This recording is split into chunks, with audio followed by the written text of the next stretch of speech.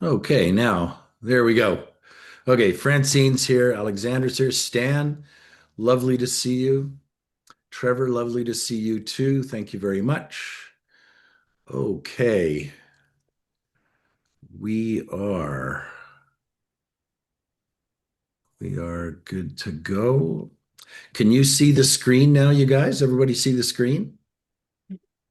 Yeah? Okay. Okay.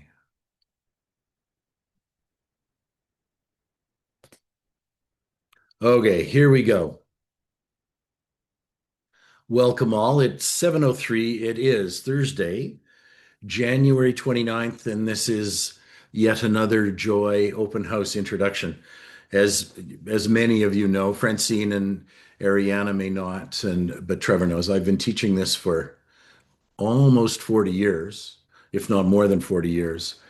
And it is an honor to teach this stuff. This is, as you've heard recently on our YouTube presentation last night, this is sort of a modern day version of Mystery School, and certainly one of the things that I want to sort of present is there's a there's a majesty to these teachings that transcends time, and part of the transcendence of time is recognizing that this stuff is ancient. It's also for those of you who have been in it more than once. It seems familiar right out of the gate, yet as you integrate it more and more, you come into that recognition that it's way bigger the second and the third and the fourth time than it was even the first time. And so I welcome you, and I'm delighted that we have the opportunity to share our time together tonight. And I want to thank you for your attention and your attendance. So what is this? Like, what is this? Um, Alexander, do you want to read this for us? What is Retooling the World? A School of Soul Integration. Retooling the World, or in Retooling the World is a spiritual education initiative that blends metaphysics, mystery school teachings, universal principles, and esoteric science to guide individuals and communities into their awakened potential. So is it fair to say, hands up, is it fair to say that we're in the middle of the shit show of shit shows in the world? We're going through all kinds of stuff, right? And it's disconcerting, it's discombobulating. It's also a very ripe time, chaotic, yes, but a ripe time for certain things to happen. And I would bid you remember that you chose to be here at this time. And if that's the case, how best can you tuck in and participate? So, one of the things that happens during this time of revelation is the lights get turned on. Who's watching things get exposed and disclosed and created in an environment where you're seeing stuff and you're going, whoa, Ariana's going, I never thought I would see this, and now I'm seeing this, and it's now all changing, right? Francine, you look at this stuff and you go, wow, this is just crazy. And we're seeing all sorts of indicators and red flags sort of pitching up. And we talk about this in the esoteric terms as Maya, glamour, and illusion. And this is the time when we step away from the age of illusion and we step into being able to see what is as opposed to what we've been told what to see. Does that make sense to you guys? Ariana, does that resonate? Francine, resonate? Yeah, Stan? Okay, so we're in that place. And being in that place is super ripe, super new, super novel, because oftentimes, and in all fairness, we live a life sometimes where we don't pay attention. This is a time in the evolution of mankind where we're actually being called to pay attention. And now that we pay attention, we're starting to see stuff that we kind of didn't want to notice or see previously, but now we can't help but see. Okay. Okay. Francine, do you want to read this for us?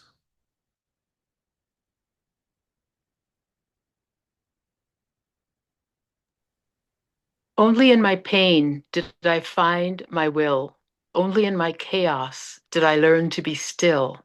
Only in my fear did I find my might. Only in my darkness did I see my light. Yeah, thank you.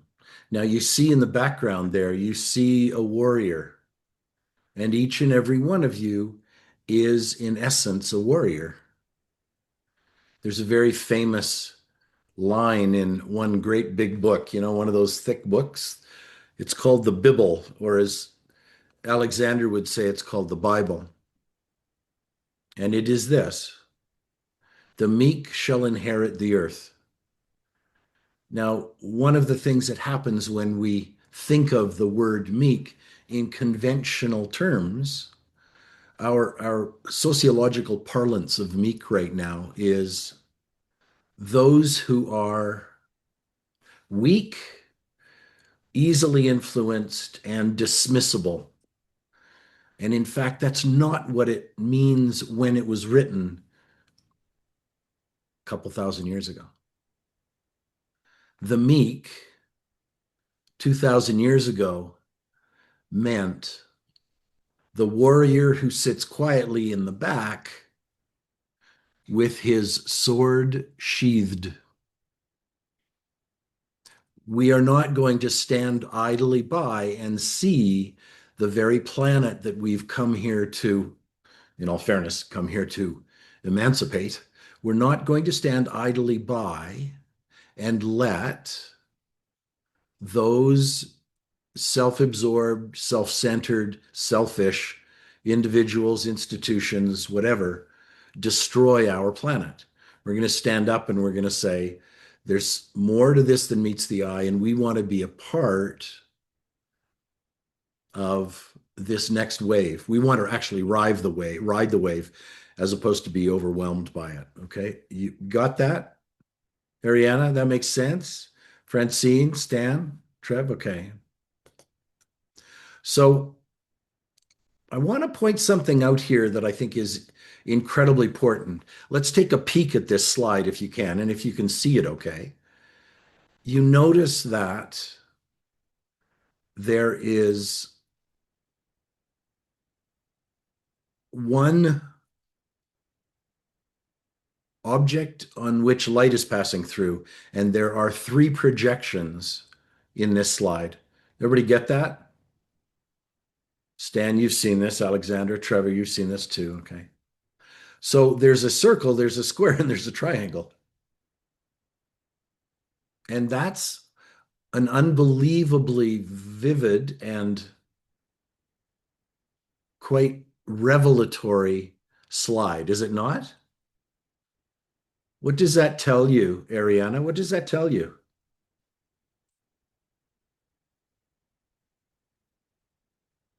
That each one has a, a specific perspective depending on where they're looking at it from.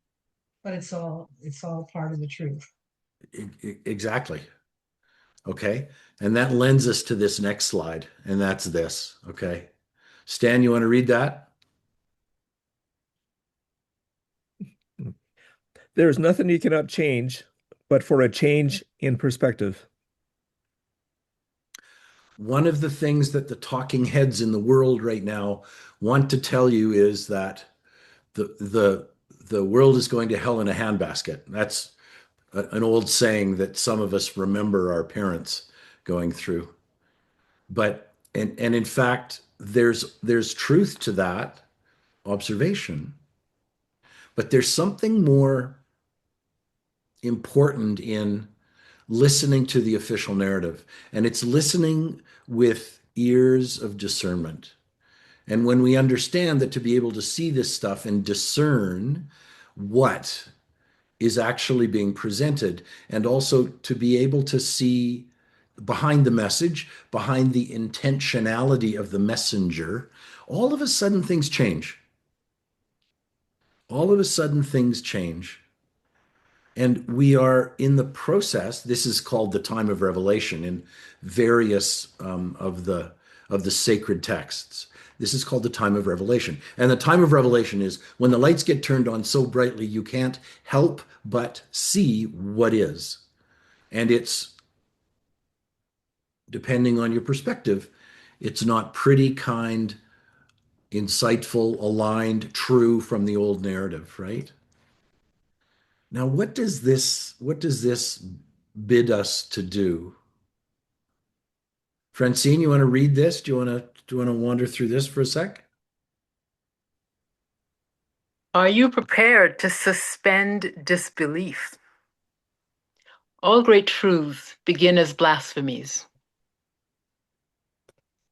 So now we start to talk about, let's start to talk about how these revelations, this time of stuff, is presenting itself. And we talk in this slide, you guys, about, are we prepared to suspend disbelief?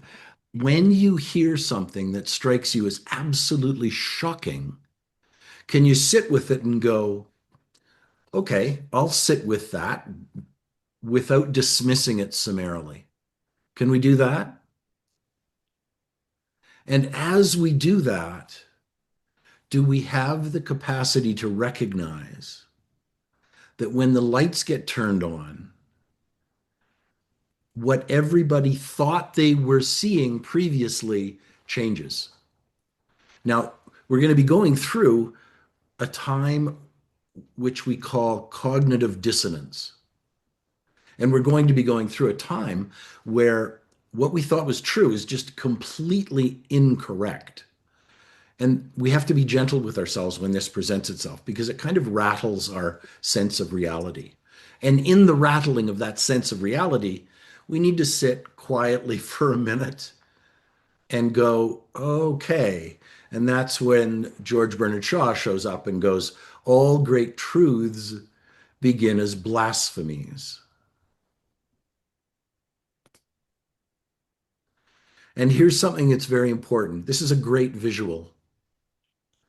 There's something happening. We're stepping into the light. We're stepping forward in a way that we've signed up for.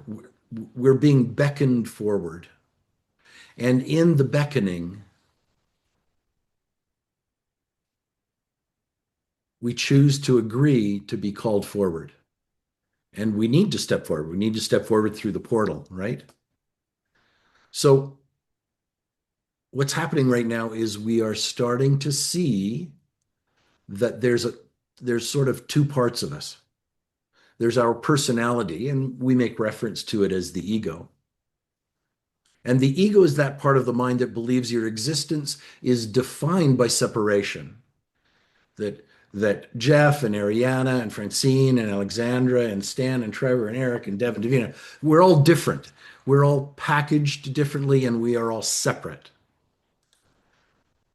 And that may not be the reality in what we're in the process of stepping into, okay? Our very being, our very essence, our true essence is that which is completely without separation. You are, Ariana, a unique expression of the one, but we're all part of the one. And this is the context and the concept of the law of paradox. And the law of paradox is it's right and it's left, it's up and it's down, it's left and it's right. And the law of paradox is something that we need to get really comfortable with when we're doing the work we are in the process of doing. Is that fair? You got that? Okay.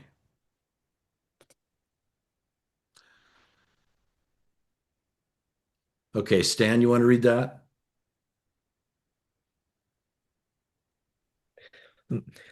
Imagine a world in which everyone is conscientious, caring, and responsible.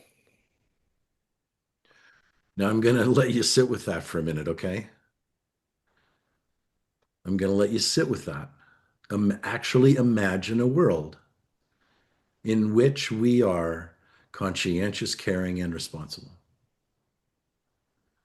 Francine, your well-being is on my agenda. Ariana, the same. Alexandra, Stan, Trevor, Eric, Devin, Davina, your well-being is on my agenda because as you step into your own majesty, your own power, your own divinity, your own awareness, your own awakenedness, everybody in life wins.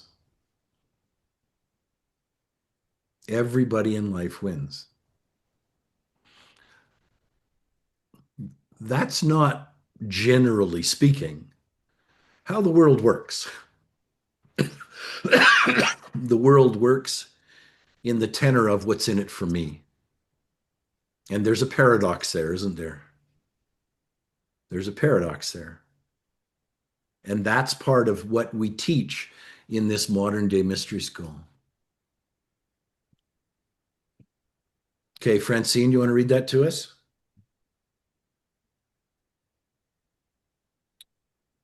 I slept and dreamt that life was joy. I awoke and saw that life was service.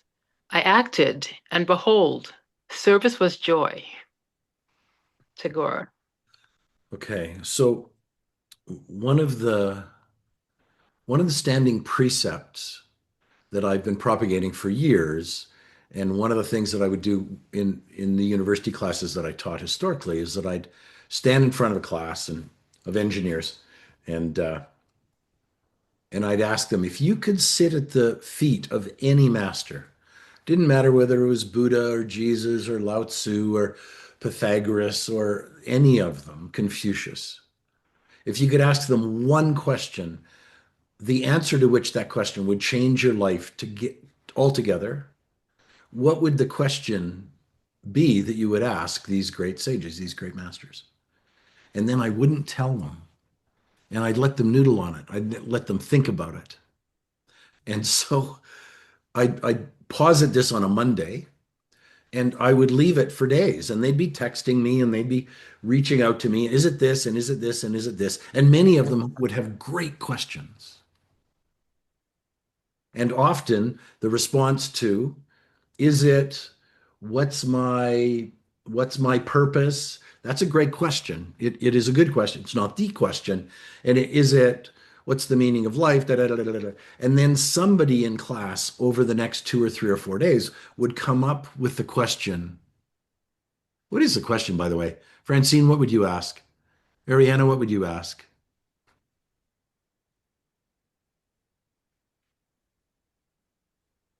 Come on. Probably would have asked,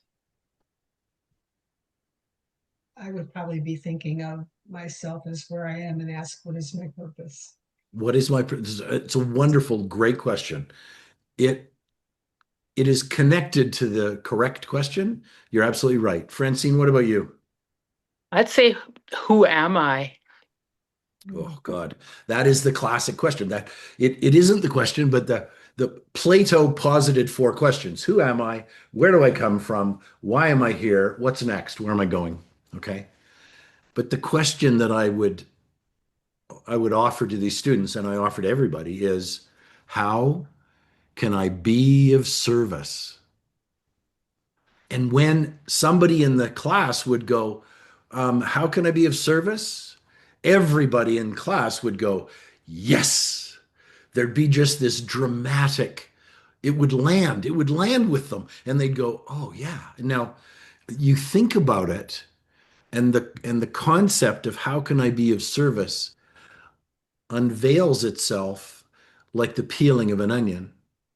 How can I be of service to myself, my little self and my big self and my soul? How can I be of service to my immediate family? How can I be of service to my parents, to my siblings, to my children, to my wife, to my husband, to my partner? How can I be of service to the business that I work in? How can I be of service to the community that I live in? How can I be of service to the country, to the province, to the the hemisphere. How can I be of service to mankind? It just unfolds and unfolds and unfolds. Hands up. Does that sit? Does that resonate? There's something very magic there. And so one of the things that happened in these classes was there was a certain, it landed, and you owe a service. And it's ironic because the whole context of what's in it for me kind of paradoxically shifts, because it's what's in it for my brilliance, my offering, my capacity, my innate gifts, right? And so we play this hand, right? And I think it's super important to remember that, okay? Davina, do you want to read this for us?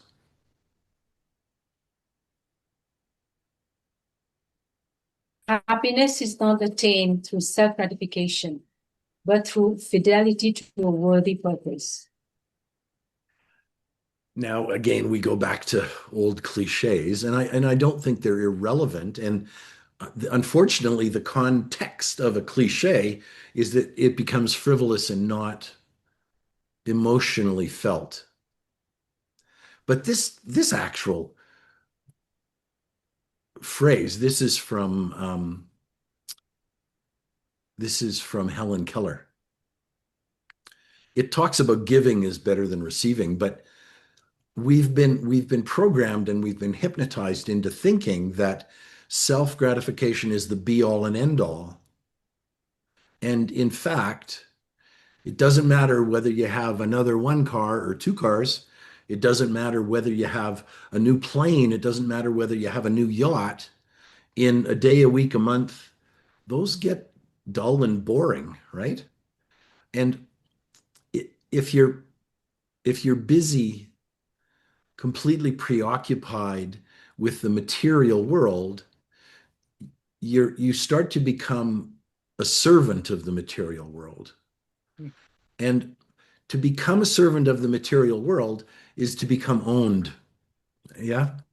And to recognize that the material world is an instrument of your expression. You are to own it as opposed to it owning you. You are to use it so that you can express yourself in perfect keeping with the divine design for your life. So now all of a sudden you see, but through fidelity to a worthy purpose. What more worthy of a purpose is there than alignment with your soul call? Now, in the course, in what we're doing here, we start to play with your package, the instrument in which your soul has chosen to express itself through, and your soul's agenda. And your soul's agenda. And this is, in essence, what the mystery schools are all about. They're tuning you in to something of a higher order, okay? Tuning you into something of a higher order. Okay, Francine, do you want to read us this, please? Joy is not a feeling, it's a state of being, the vibrational shift that changes everything. Okay, Ariana, tell us what that means. Sorry to put you on the spot.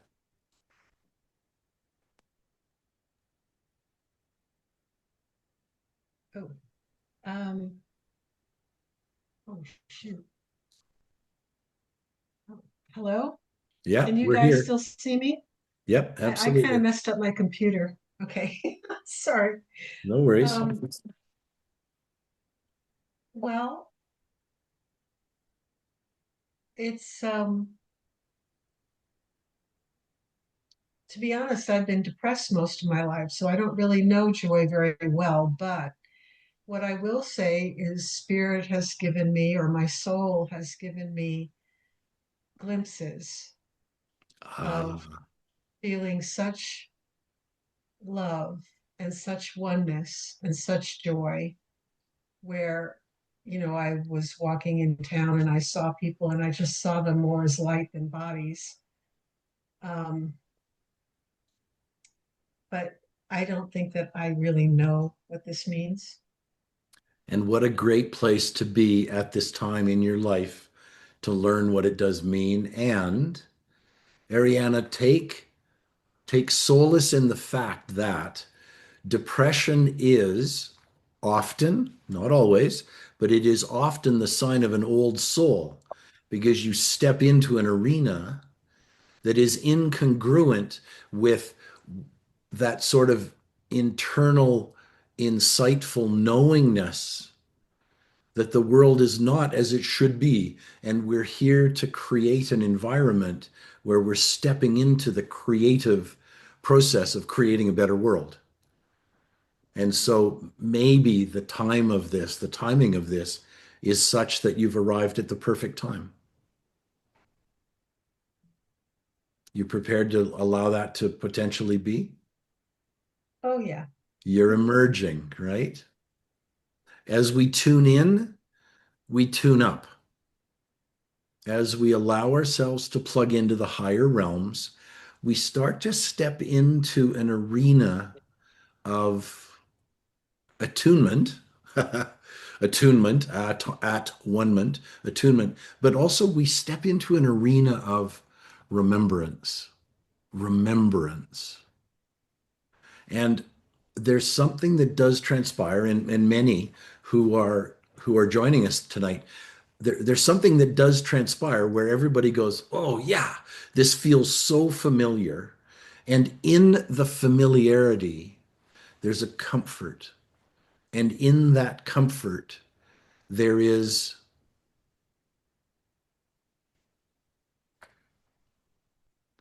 a majestic feeling of coming home, feeling of coming home to who you truly are. We talk about your true essence. And I think that's incredibly important. Now, I'm not sure if this is easy to see, but there's a higher, there's a lower, there's all kinds of, triads and all kinds of things in here. But the phrase happens, and this again is in certainly one of the great texts. And Stan, I want you to read this, can you?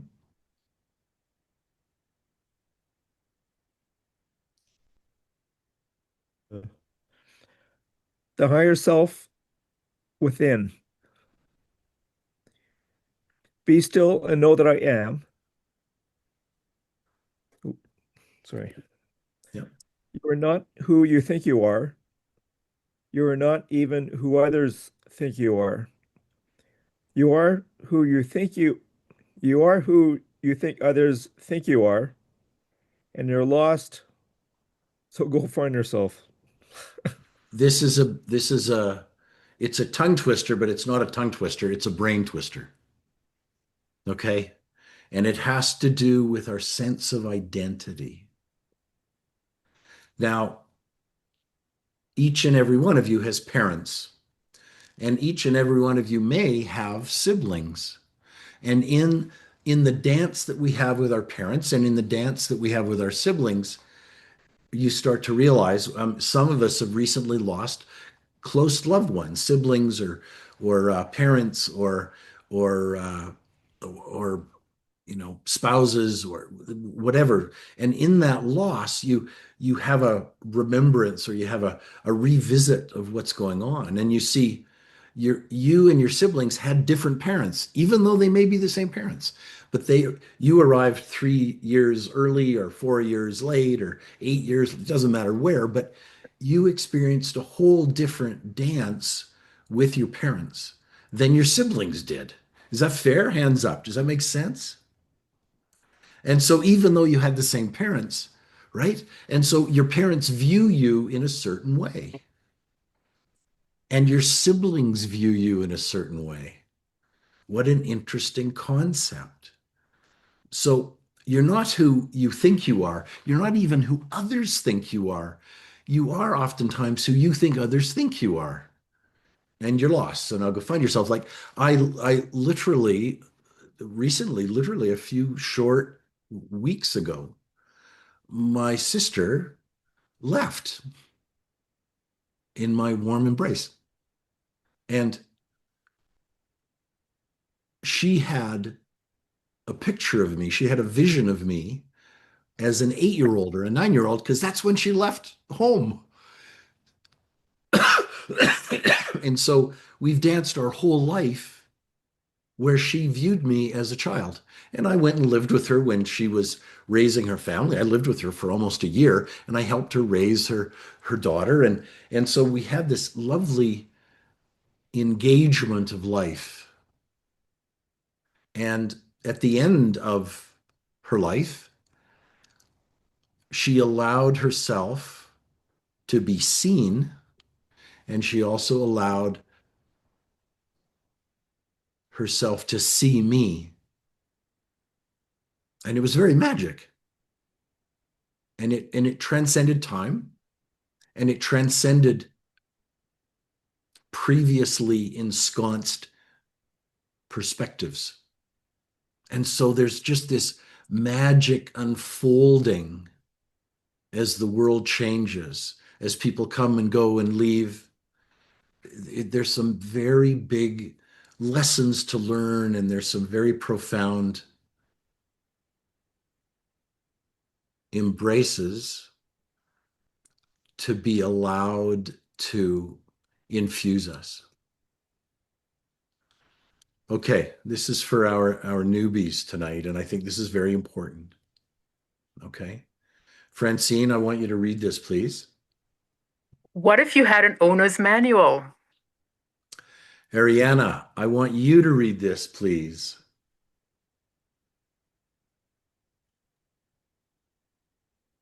What if you had an owner's manual? What would you do with it? What would you do with it? Read it. So I am the worst to read owner's manuals historically, right? I mean, I just try to figure it out. So I stumble along and I trip and I fall on my face and I scuff my chin and I bark my knees, and yet all along your owner's manual has been hidden in plain view. And it's one of the things that we are going to teach you, how to plug into your owner's manual. Who's up for that?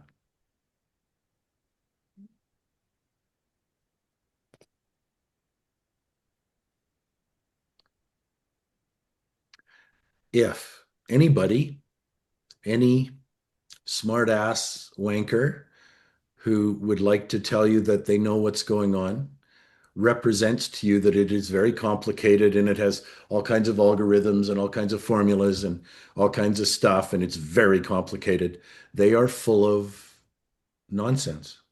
It isn't. It isn't at all. This is the very foundation of every mystery school that's ever existed: meditation, study, and service. And as we've spoken of, service is like the peeling of an onion. Study is there's been a whole bunch of stuff presented to mankind that we have the opportunity to engage in and to activate higher realms of understanding and under underpresented and higher realms that need to be pondered on. And then meditation, just being able to get quiet. Being able to get quiet. The more quiet you become, the more you hear. What if, you guys, that the gods are just waiting? They're waiting to communicate to you. What if the God that you've been waiting for your whole life is you? But you've been too busy thinking and fretting and fussing and overthinking and overindulging and being distracted everywhere that you haven't had the opportunity to listen.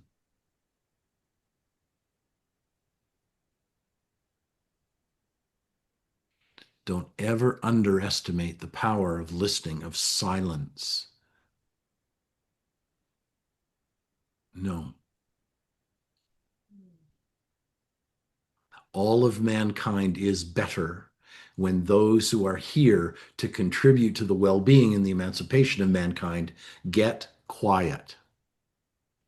DB said years ago when he was chatting with one of the very well-known esoteric occultists, this guy made reference to it, and he was sit down, shut up, and get out. Pretty bold, very British, very brash, but it's really important, you guys, to realize how important getting quiet is. Good old Pablo. Alexandra, why don't you read this to us? The meaning of life is to find your gift. The purpose of life is to give it away. Now Pablo had a lot of stuff has been written about his life. He was a very eclectic, profoundly attuned individual, but he also, one of the things that he said that still resonates with me and wrote and he was attributed to was when you can maintain your childlike nature, nothing is impossible. It is only when we get ensconced in and indoctrinated to or domesticated into the world that we kind of lose that childlike capacity. We don't want that. And that's not what we're here to do. Each and every one of you has a purpose for life. You have a soul call. You have a soul formula, which we will introduce to you.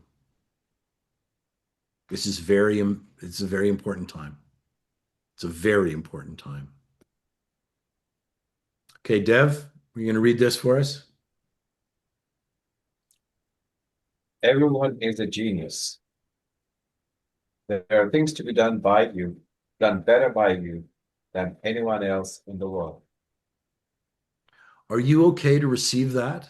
Ariana, you okay? Francine, you okay? Stan, you okay? Are you okay to recognize that you have an inherent genius within you that is just waiting to be expressed? That's just waiting to be expressed. Who's up for that? Hey, hands up. Come on. Okay, you're making a declaration, Ariana, Francine, Stan, Dev, Davina, Alexandra, Trevor, Eric. You're making a declaration, and that's a statement to your genius. Bully for you. We have a saying, and we say it all the time, and everybody's bored of it, but we're going to say it again.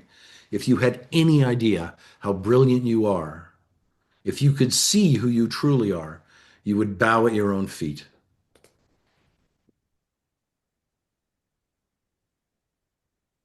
You have willpower. This is, in fact, a superpower. And you will learn this when we do the work we do. Breath work, the esoteric sciences, the contemplative nature of what we do, the rainbow bridge work, we call this antakarana, esolepsy, being quiet and silent and receptive, hikigai, which is a Japanese concept of aligning all of your superpowers into a place where they are in keeping with the divine design for your life.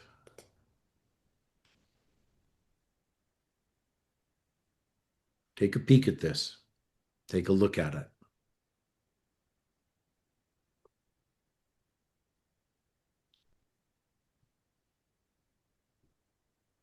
You're not alone. Not only are you not alone, you have a plethora of more evolved, kindred spirits, brethren, who are invested, engaged, profoundly aligned with your emerging into a higher realm. Okay, that sounds cool. That sounds good, right? Don't ever shortchange the fact that we are supported in this gig, because we are. And certainly one of the things that transpires in many of the offerings that are coming from the other realms is that these other more advanced beings than those who reside on Earth have a vested interest in all of you doing really well. Please remember that. Joel Cool.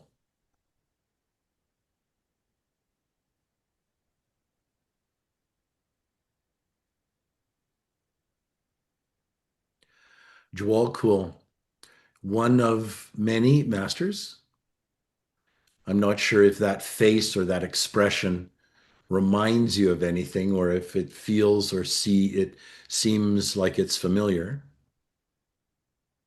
But he is one of the masters who is instrumental in teaching mankind to get ready for this very time right now, 2026, my goodness. He interacts with and embraces many on the planet. And he is contributory to our awakening. He approached HPB, we call her, Helena Blavatsky, as did 2 or 3 other masters at the time, as she had a predetermined engagement with them. And she wrote a couple of tomes. The first was Isis Unveiled, and the second was The Secret Doctrine. The Secret Doctrine turned the intellectual cognoscenti of London on its ear, because it was so, it didn't so much, it wasn't so much blasphemous as it was many, if not all of the religions are so full of themselves that they don't realize that there's a golden thread of truth running through all of the religions. And so for one to say it's better than the other, it's nonsense, because these teachings have been around long, long before the religions started to manifest. And there is a golden thread of truth in all of them, to which all of the religions attune themselves or tie themselves to or express in one flavor or another. This is Alice. Alice was the amanuensis for Joel Kuhl. He came to her in the early 1900s and he said, Alice, you and I have a pre-arrangement that you and I are going to work together so that we can disclose, that we can create a teaching. Would you like to participate? And it initially went, oh, no, no, no. She said, oh, no, I'm not, da, da, da, da, da. And he said, well, why don't we just sit down and just write a paragraph with me? Maybe 2, maybe a chapter. And so after she spent a bit of time with him, she realized that he was the real deal. And though she went on to write 18 books with him over the course of the early 1900s to, I think the last book they wrote was in the mid 40s. Now, this happens to be one of my most influential teachers, Dorothy Gates. She was and is a student of Joel Kuhl, and was and is a student of other masters that we will introduce to you over time. Very, very magic. I traveled all over the world with her, did some very profound events with her, some initiations in various sacred sites. And this is the teacher that is the most current of the divinely connected teacher. And these are 2 of them. This is Douglas Baker, as you can see. And this was one of his cohorts, a very lovely, very advanced yogini. She was a medical doctor, very advanced herbalist as well, and a naturopath to boot. Douglas Baker was born in 1922. He met DK when he went on sabbatical, and they had a conversation and a dialogue, and DK set him forward in his life's work. Now, this is Kamla. When I met her some few short years ago, this was 13, 14, 15 years ago. We met each other. At this point, she was 92 or so. And we met each other. She was the grandmother of my son-in-law. And I walked in the door in there. They had a big flat in London that they'd owned since the 70s, this family. And we walked in the door, and she looked at me and I looked at her, and we looked at each other like star-crossed lovers. We hadn't seen each other. It was the first time we met when she was 90 or 92. And we looked at each other and knew. And we talked about everything. We just dished. We dished on the evolution. We dished on DB's teachings. We dished on the yugas. We dished on how the DF would lose. DF we call the dark forces. Now, in the course of my misspent youth, I was involved in the aromatherapy business. And in that involvement, I brought many groups of people to the south of France and also to Turkey. And these were the vans we brought. So these vans would hold 14 or 15, and so we'd bring 25 or 30 people around. And here I was in a field of lavender, having them listen to Mother Nature. Now, when you get quiet enough in Mother Nature, you start to realize that Mother Nature actually does pay attention to you if you can be quiet enough.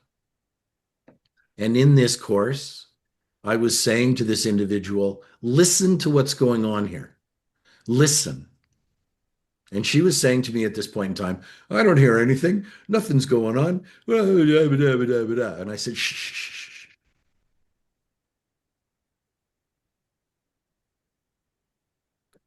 And then something would happen.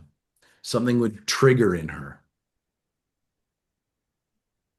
And she would hear zzz. She'd hear the buzzing of the bees. And if you looked down that row of lavender, it looked like God was peppering the lavender. It's quite magic, quite magic. And then I would do this with 20 or 30 or, over the years with hundreds. She'd say, yeah, I hear it now. And then I'd say, can you stop hearing it? And she'd go, nope. I hear it now that I've heard it. I hear it now. And when I tune into it, I can hear it. It never disappears. Now, the buzzing of the bees is a very sacred, very symbolic, very magic epiphany that many experience when they're going through their awakening process. And we talk about Socrates here. And we talk about learning is remembering. This is all of you. Every one of my students, when they step into this, they say, it seems so familiar what we're doing. And it does. It does. There's the bee.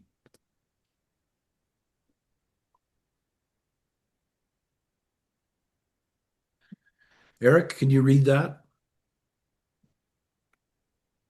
Yes. A golden thread of truth connects all teachings of the ages. Learn the methodology. Access ancient practices developed through the ages. Develop deeper self-awareness. Explore esoteric astrology and psychology for the hidden truths of your nature. Make contact. Learn about and engage with your higher self. There is nothing more important than you being of service to your true self. Nothing. It sounds a bit selfish on one hand, but it sounds as if it is the inevitability of your life's call.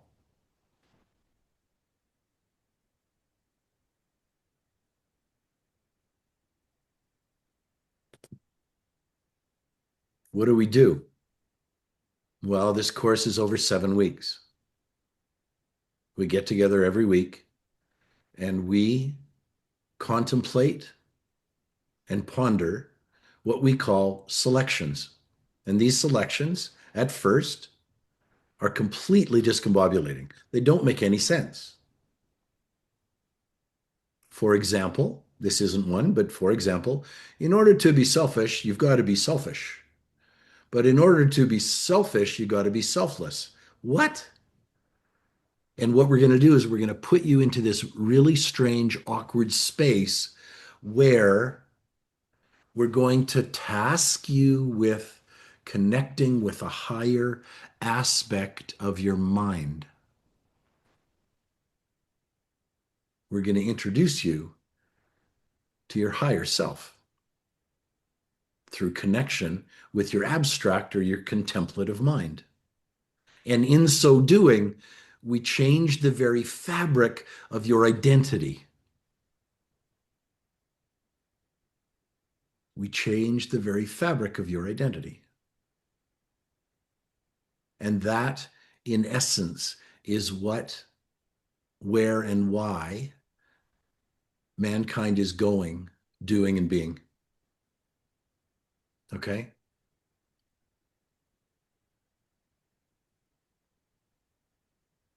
This is a very sacred journey. It is not for the faint of heart, and it is not for the idly curious.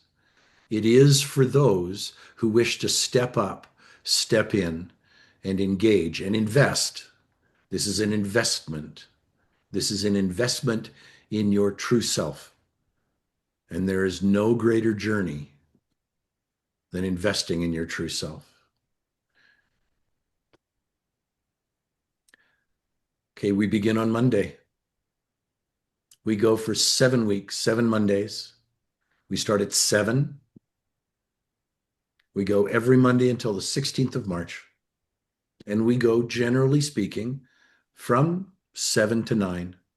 Ariana, you're in California, so that's 6 to 8. Is that correct? Yeah. Okay. So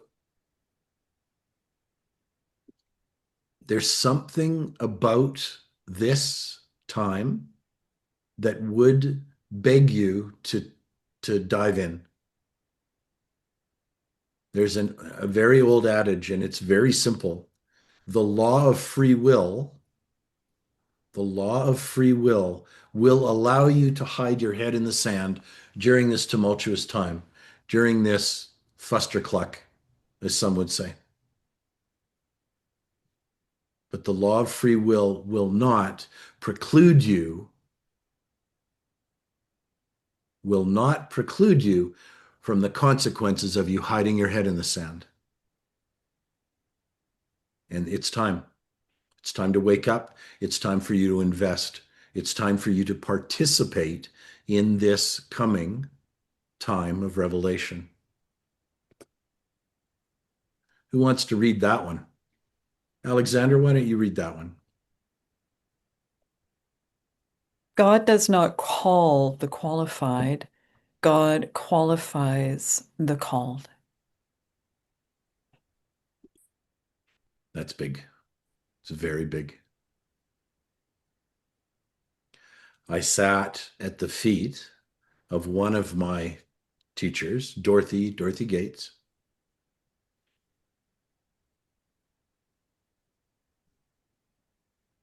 In the 80s. And I asked her this question with tears in my eyes. And I was a young man then. And I knew what I was called to do. Blindingly clear. And I sat with my head in her lap. And I asked, Dorothy, what if what we're called to do, what if we're not up? What if we're not up to the task? What then?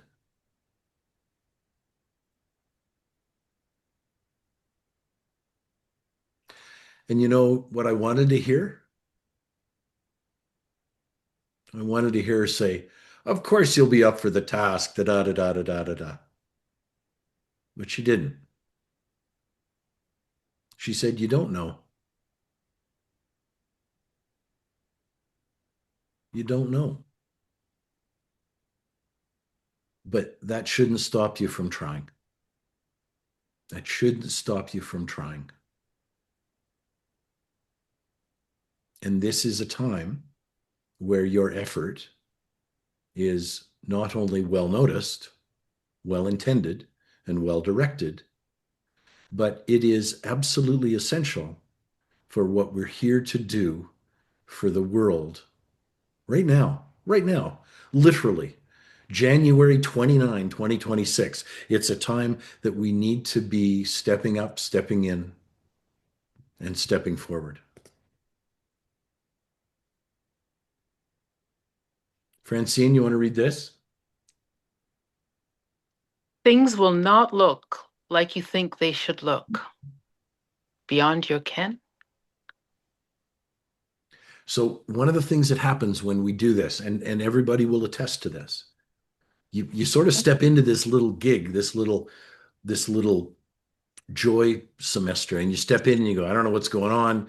I kind of don't know what I'm getting into. And then as it unfolds, you say, and you think, and I had no idea, no idea. But it all unfolds in a way. Even me, like 40 years ago, literally 40 years ago, when I started on this journey with this material, I remember saying to my wife at the time, I just said, this stuff feels so familiar, and yet we've never seen it before. And boy, things did not look, because it changes you. It changes the very fabric of who you are, what you are, how attuned you are, how connected you are, how directed you are, all of it. And it's magic, but it also reshapes your sense of identity.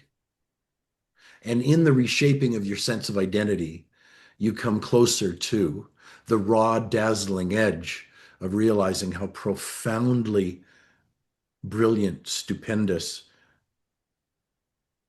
outrageously divine that you are. And I cannot and will never be able to express my gratitude for being able to be of service to this journey. This journey is yours. This information is yours. I am merely a messenger, and a meager one at that. And I do this in order to emancipate mankind from the current calamity that mankind is in. And I'm doing this and bidding you step up and step in and step forward so that we can march on and turn the lights on in such a way that this wave is unstoppable. That's a drop of water presenting itself as a rose. Whew, that's pretty magic. Okay, gang, I will open the floor and allow you to ask any and all questions. Should you see fit, I am here to be of service. Bring it on.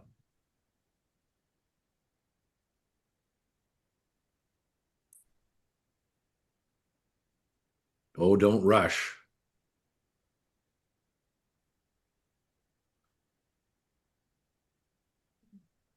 What form do the classes take, or is it considered a class? Is that the right word? Okay, that's a great question, Francine. So we present the precept or the selection, we read it, and then we just sit idly until something presents itself to you. And then we speak. It's all interactive. We bid that each contributes or puts forward something should they see fit. And we talk about it. We talk about why the masters would have put these things in front of us and what they're meant to do. Why is it that you need to be selfish to be selfless? And why is it that you need to be selfless to be selfish? And then we play with it It's almost like we're handing around we're handing around a vase, and then each and every one of you takes your own paintbrush and contributes to it, adds your insight, your take, your contribution to it. We're building an understanding in the higher realms, in the mental and in the monastic realm, to further the teachings, to further an understanding of this. Okay. And there's readings. We'll give you right out the first gate, like on Monday, you'll get a little book that's how many pages, Alexandra? 12, 13 pages long, written by Alcyon or Krishnamurti. And it was written by a 13-year-old. And, we will send this to you. You get to read it and you get to play with it and you think, holy smokes. I mean, there's some insight in here. There's been stuff written for us and given to us and presented to us over the ages that is absolutely priceless. Does that answer it, Francine? Yeah, it answers it nicely, yes. Wonderful. Okay. Is there someone who is with the Zoom people? If if you're joining through Zoom and you have something you want to share, does that happen? So we have, yes. I mean, one of the things that both Eric and I do when we're in class is we watch and monitor the chat that's going on. Each and every one of you who participates in the class is given a voice, given an audience, Ariana. You're welcome to speak in class. All of you are engaged in speaking in class. This is about you and your understanding and your embrace of the material. And then we also have a group on Telegram that everybody is engaged in, and that is interactive, proactive, and engaged in making sure that everybody gets the material, sees the material, or if they have any questions, they get to bounce off other members of other class members. Okay.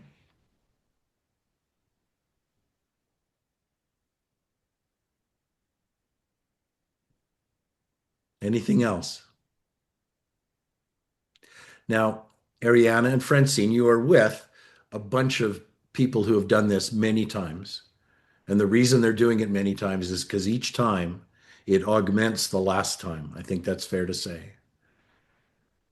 And this is part of a great wave. It is metaphorically a tidal wave. And you get to surf on this wave of self-discovery, self-emancipation, self-empowerment, and self-enlightenment. This is a big time. This is a big time. How often do you offer this course? Generally speaking, we have been doing this 3 times a year, and I've been teaching it for 40 years. Did you say 40 years? 40. 40, 40. 40. Yep. How old are you? Exactly. You don't look old enough to do. Exactly. That's You're exactly right. getting younger. Yeah. In all this light. Yeah. Beautiful. Or eternal. You're eternal. As are we all, right? It's another Well, important thing to remember, right? There's some stuff in here about us and what we're doing that actually elongates your capacity to be of service, right? Okay, gang, the floor is open. Any other questions? Is there required reading besides that little 13-page book? Oh, there's hundreds of books, Francine. Required or recommended? Ah, nothing is required of you. We aren't going to bend your arm behind your back. But one of the things we do during our weekly classes is we make references to the readings. Now I have a library in Calgary. I have a library of the better part of 2,500 books, and that's just in the library. There's 17 or 1,800 and 700 or 800 upstairs, and then I have a digital library of 4,000 or 5,000 books. So we have a plethora of literature that you can read. Wow. Yeah.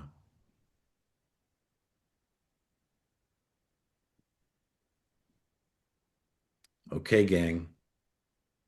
I thank you for your time and your attention and your attendance. And I thank you, and we thank you so much for allowing us to be of service. We take this very seriously.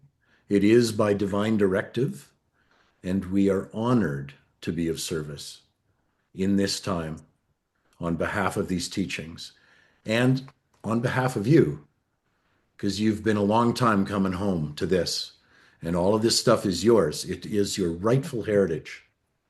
It is your rightful heritage.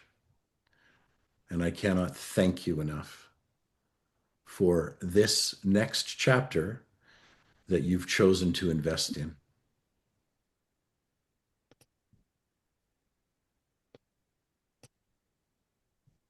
Thank you. Ariana, thank you. Francine, Thank you, Jeff. Dan's Thank you. lovely. Dev and Thank you. Davina, Alexandra, thank you. Trev, thank you so much. Eric, thank you again, always. God bless you all, and we will see you again on Monday.